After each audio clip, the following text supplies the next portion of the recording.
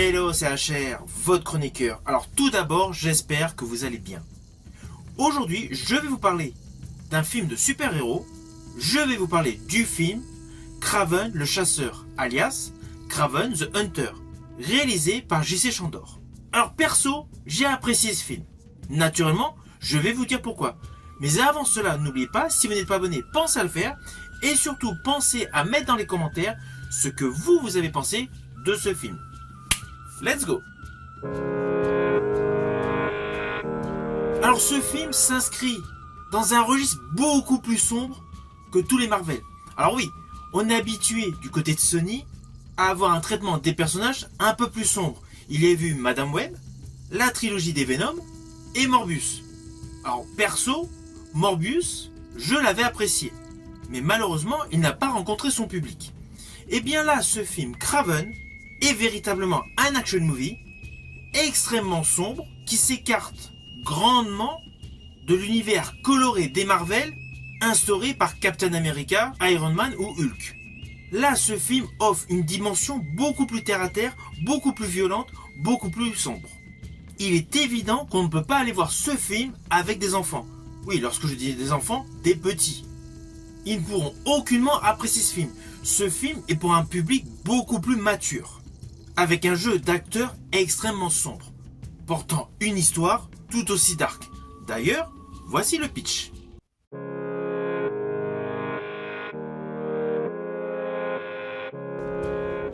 Alors, à la séquence d'ouverture de ce film, un convoi de prisonniers en Russie en direction d'un goulag s'arrête pour faire une pause dans un coin complètement enneigé et désertique. Et là, nous découvrons le personnage Kraven interprété par Aaron Taylor Johnson. Oui, c'est un détail assez important, car quelques minutes après, on va avoir l'explication de ce qui s'est déroulé lors de cet intermède. Bref, le personnage Kraven arrive donc dans le goulag, avec des détenus tout aussi terrifiants les uns que les autres, et s'ensuit très rapidement une séquence spectaculaire avec le personnage Kraven et 3 individus dans une cellule. Et là, il s'évade de ce fameux goulag. C'est la séquence d'ouverture de ce film.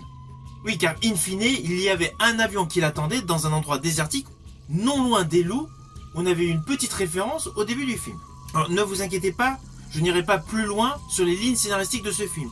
Mais sachez qu'après cette scène d'ouverture extrêmement spectaculaire, il y a un retour dans le passé pour découvrir la jeunesse des frères Kravinov. Nous avons d'un côté Sergei Kravinov, beaucoup plus action man, et le personnage de Dimitri Kravinov, petit frère légèrement affable, avec un père dominateur interprété par Russell Crowe. Ainsi, toutes les bases de ce personnage sont présentées. Et c'est là qu'au fur et à mesure qu'on avance dans l'histoire, la psychologie de tous les protagonistes nous est présentée. Avec naturellement, ici et là, des personnages emblématiques issus du comics, comme Calypso et Rhino. Alors sur le fond, l'histoire est simpliste. C'est assez logique, c'est une adaptation d'un comics. Donc là-dessus, aucun souci. Là où j'ai trouvé qu'il y avait une réelle innovation, c'est que ce film s'apparente davantage à un film de gangster. On a réellement l'impression d'être dans un film où il y a une quête de pouvoir entre différents parrains de la mafia. C'est essentiellement cela qui est mis en exergue. Alors oui, certains diront, pour un film de super-héros, c'est beaucoup plus thriller, plus mafieux qu'en fait super-héros. En fait non. Car les pouvoirs du personnage Kraven servent totalement cette histoire de prise de pouvoir par tel ou tel clan. Et dans le film, le personnage Kraven, naturellement, n'est pas le seul à avoir des pouvoirs. Il y a certes le personnage Calypso, mais il y a le personnage du Rhino, il y a un autre personnage où j'ai oublié le nom, où il fait quelque chose dès qu'il enlève ses lunettes, voilà, il hypnotise les gens, enfin bon bref. Nous avons des personnages fantastiques qui servent totalement ce déluge d'action dans un milieu mafieux. Alors oui, lorsque je dis déluge d'action, c'est tout simplement parce qu'au jour d'aujourd'hui, je pense que c'est le Marvel où il y a le plus d'action. Les scènes d'action abondent ici et là. Et cela sert complètement l'histoire. Ce ne sont pas des scènes qui ne servent à rien. Vous allez assister à un réel divertissement d'action avec beaucoup de violence, des images choc, des images gore et surtout de l'originalité. Ce film est vraiment le premier qui permet à Aaron Taylor Johnson d'avoir le premier rôle. Et honnêtement, il colle. Il est totalement charismatique. Alors oui, dans ce film, il y a beaucoup de frimes. Je pense notamment au plan séquence où le personnage Kraven enlève son t-shirt dans l'avion, c'est une séquence frime. Il y en a plusieurs dans le film, mais pour ce type de produit cinématographique, c'est assez logique. Si nous ne retrouvons pas ces côtés frime, cela ne colle plus avec la BD. Des fois j'entends ici et là des personnes préciser que les films de super-héros ne sont pas assez réfléchis en termes d'histoire. On va pas se mentir, les films de super-héros ne sont que des adaptations de BD. Si on recherche une histoire extrêmement édulcorée, extrêmement réfléchie, il vaut mieux regarder une adaptation d'une pièce de Shakespeare.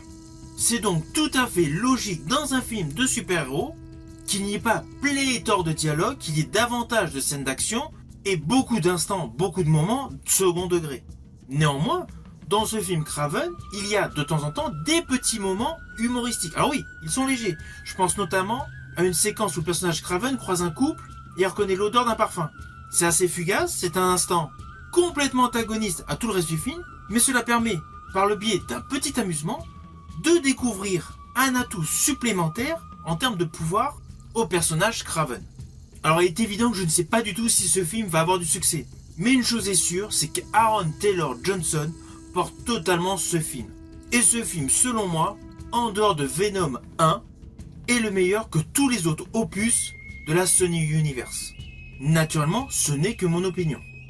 À ses côtés, nous retrouvons Russell Crowe, toujours impeccable dans ses rôles. En plus, sa composition de père assez tyrannique et parrain de la mafia lui colle à merveille. Et au vu de la bande-annonce, je ne vous cache pas que je pensais qu'on le verrait que momentanément en début de film.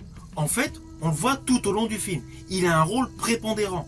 Je rajouterais même que l'histoire, qui est totalement portée par Aaron Taylor Johnson, est construite totalement autour du personnage qu'interprète Russell Crowe. Alors oui, c'est un film majoritairement masculin, même si le personnage de Calypso est parfaitement interprété, en plus l'actrice dégage une certaine classe. Mais le côté féminin dans ce film a été mis en second plan. On a davantage des rôles masculins en avant, ce qui explique les nombreuses bastons. Oui, car vous allez avoir des bastons, des gunfights, des poursuites, des parcours effectués par Kraven sur des immeubles, sur des terrasses, enfin un peu partout. C'est un film majoritairement dominé par les hommes.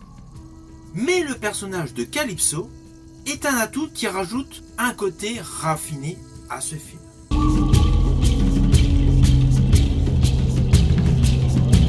Alors au final, naturellement, c'est un film que je vous invite à voir au cinéma. C'est un film à voir essentiellement entre potes, et attendez-vous surtout à voir un film violent et sanglant.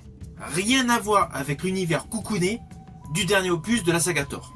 Si vous avez vu ce film, n'oubliez pas de mettre en commentaire ce que vous avez pensé de ce film. Et par ailleurs, si vous avez aimé la vidéo, n'oubliez pas, petit pouce vers le haut, pensez au partage. Quant à moi, je vous dis à bientôt pour une prochaine vidéo.